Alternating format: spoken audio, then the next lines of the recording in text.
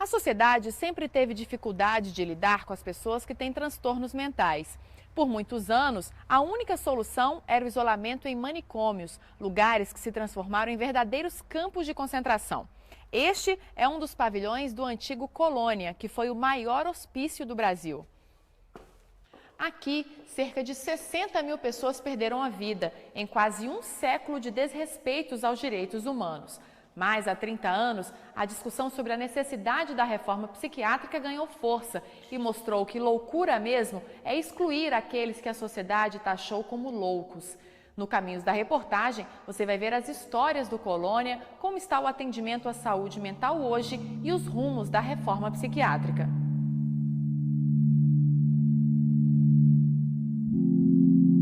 Era uma instituição que o objetivo dela não era curar as pessoas, porque de fato ninguém saía curado dali de dentro.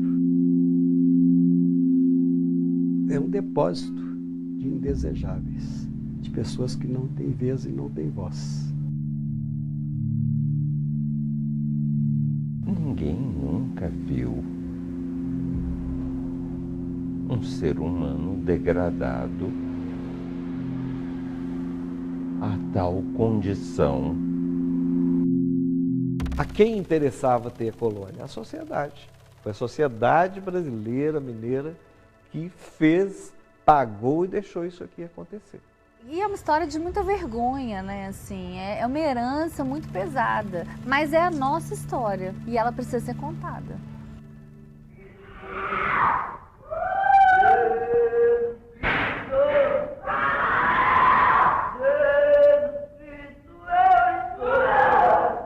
Essa história começa em 1903, no município de Barbacena, em Minas Gerais, com a internação do primeiro paciente no antigo Hospital Colônia. O número 1 é o Francisco Gonçalves Lamas, que é internado em Barbacena no dia 27 de dezembro de 1903, com 27 anos de idade. O diagnóstico dele é excitação maníaca. Aqui tem toda a historinha que acontece com ele na internação e ele morre no dia 1º de abril de 1905 de gripe intestinal. Colônia é como ficou conhecido o primeiro hospital público de psiquiatria de Minas Gerais. A criação do hospício foi um prêmio de consolação para a cidade de Barbacena, após perder para Belo Horizonte a disputa pela capital do estado. A Colônia é fruto do contexto histórico e social do qual ela resultou. Ela é uma entidade pública, uma estrutura que foi criada por um governo que tinha uma lógica de cuidados de pessoas com doenças mentais que era própria daquela época. A jornalista Daniela Arbex fez uma vasta pesquisa sobre o Colônia, escreveu uma série de reportagens e um livro sobre o assunto. Ela descobriu que logo nos primeiros anos, o hospício já havia começado a virar um depósito de seres humanos. Eu fui buscar no Arquivo Público Mineiro a documentação de superlotação o primeiro registro de superlotação desde 1911 já havia registro de superlotação no hospital. Com o passar dos anos, a situação só piorou. Em 1960, num lugar projetado inicialmente para 200 pacientes, existiam 5.000. A superlotação do Colônia foi um dos problemas denunciados pelo jornalista Irã Firmino no final da década de 1970, em reportagens publicadas no jornal O Estado de Minas. Eu encontrei milhares de mulheres nuas lá, abandonadas, fazendo necessidade ao ar livre com todo mundo, igual bicho mesmo. Entrou lá, só sai quando morre, né? Aqueles muros enormes, não tem como você fugir lá, né? Então, lá era um celeiro, então, de todo mundo que era doente mental, ou entre aspas, excluído da sociedade. Nos Porões da Loucura, o livro de Irã Firmino inspirou o cineasta Elvésio Raton, um dos poucos que conseguiu entrar no Colônia para fazer imagens do que acontecia por lá. O registro foi eternizado no filme Em Nome da Razão. Eu não sei te descrever assim, alguma coisa mais chocante daquilo. Toda a condição dali humana era chocante. Era algo muito forte. Eu me lembro até hoje, assim, claramente dos cheiros que a gente sentia lá. Assim, sabe? O cheiro de sofrimento, de suor, de fezes, de sujeira, né? É algo que ficou impregnado para mim, tá? Assim, sempre. Eles dormiam em pátios, ou dentro dos pavilhões, às vezes, mais da capacidade normal que se teria para tantas pessoas. Em alguns momentos, esse próprio pavilhão onde nós estamos aqui, ele não tinha camas suficientes e as pessoas eram obrigadas a dormir em capim. Esse capim era recolhido durante o dia para secar ao sol e à noite ele era colocado nos cantos da sala para que os pacientes pudessem dormir. A lembrança sempre que vinha para a gente assim, era dos campos de concentração. Eu acho que eu nunca tinha visto imagens tão duras, tão chocantes como as que eu vi lá. Quer dizer, quando a gente vê documentários sobre a Alemanha nazista, que você vê a imagem dos campos, as pessoas muito magras, sem roupas, amontoadas nos pátios, era o que havia em Barbacena. Por que o hospício é pior do que o campo de concentração? Porque ali não é a desumanidade que é importante, é a desumanização. Chega alguém, é despido dos seus bens, das suas roupas, é colocado nele uma roupa do hospício, é raspada a sua cabeça, todo o material que ele tiver, um relógio, seja o que for, desaparece. Rosana trabalhou no hospital como enfermeira por 26 anos. Tomavam-se banho às 7 horas da manhã, no inverno de Barbacena, em pleno julho, em torno de 5 graus, água gelada. E após o banho do paciente, o que acontecia? Não tinha toalha, eles colocavam a roupa que eles iam ficar o resto do dia novamente. Então a roupa molhava e eles iam para uma parte coberta, todo mundo agachado um do lado do outro para ver se esquentava. Toninho é um dos sobreviventes do Colônia. Ele foi para lá criança e passou quase 30 anos internado. Que eles me punham na cela preso na cela de castigo lá na cela, sabe? Depois mandar jogar 10 latas d'água fria na cela e a gente ficava lá dentro daquela cela d'água. A gente ficava passando mal aperto naquela água lá. Por que eles te colocavam lá na cela? Porque a gente fazia bagunça. Eram inúmeras as formas de punição para os internos desobedientes. No Museu da Loucura, que fica em um dos prédios onde funcionava o Colônia, era possível conhecer objetos usados para os castigos. O museu está fechado, em reforma, sem data para voltar a funcionar. O diretor de Cultura e Turismo de Barbacena mostra algumas peças que estão guardadas. Aqui é uma porta típica das chamadas dos quartos fortes, né? Onde os pacientes ficavam trancados e aqui tinha uma pequena abertura para se visualizar o que se fazia ou o que ocorria lá dentro. Mas basicamente você tinha isso aqui, que é uma grade, essa aqui é a última grade, retirada da instituição ainda nos anos 80, e ela mostra bem essa realidade dura do paciente que era submetido às vezes a situações extremas, né, de ficar dias e dias preso numa solitária. O aparelho de eletroconvulsoterapia, conhecido como eletrochoque, deveria ser usado para tratar os pacientes, mas na realidade o choque era utilizado como uma poderosa arma de punição, aplicado sem anestesia por qualquer pessoa com características semelhantes à tortura.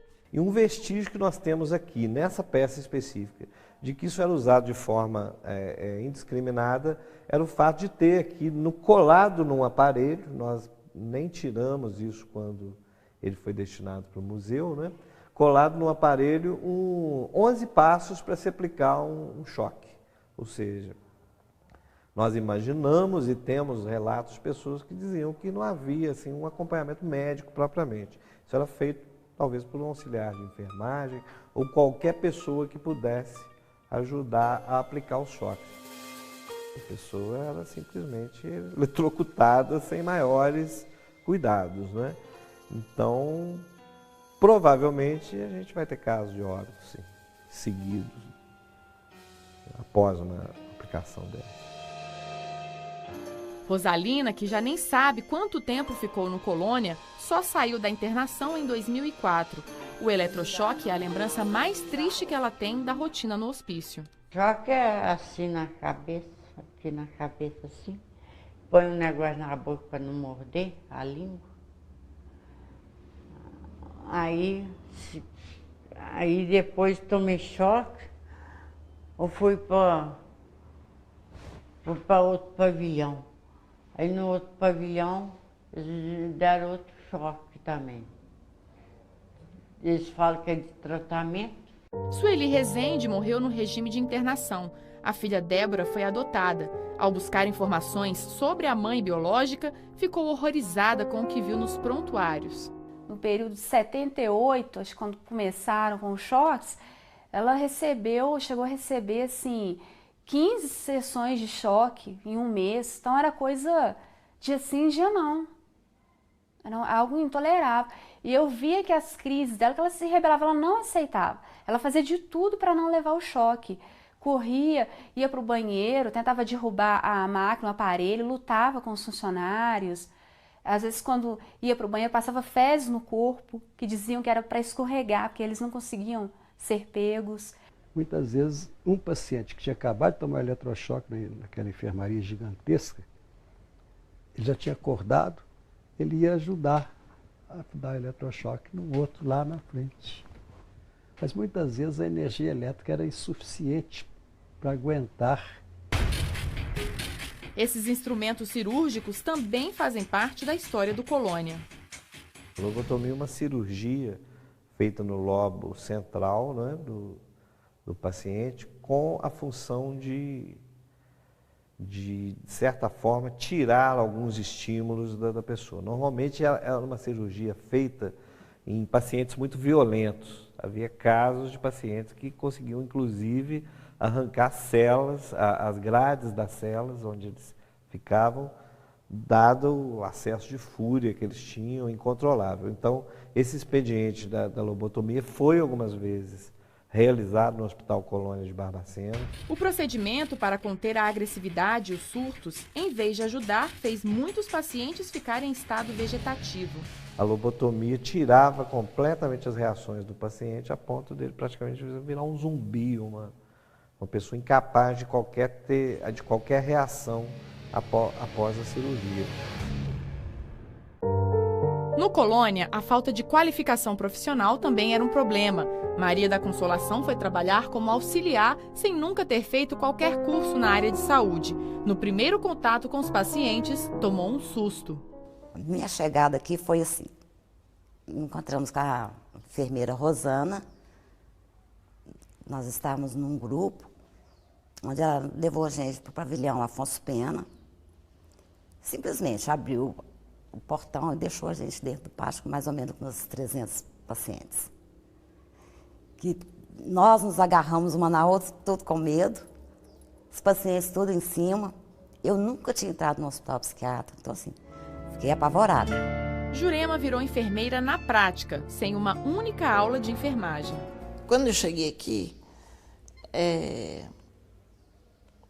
eu era leiga, eu não sabia nada. Veio uma funcionária com uma cubazinha com 3 seringas.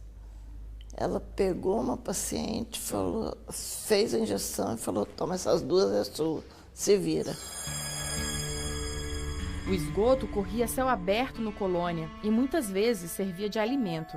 Você vê as pessoas definhando, literalmente definhando. Isso já é um indício muito forte de que não havia alimentação.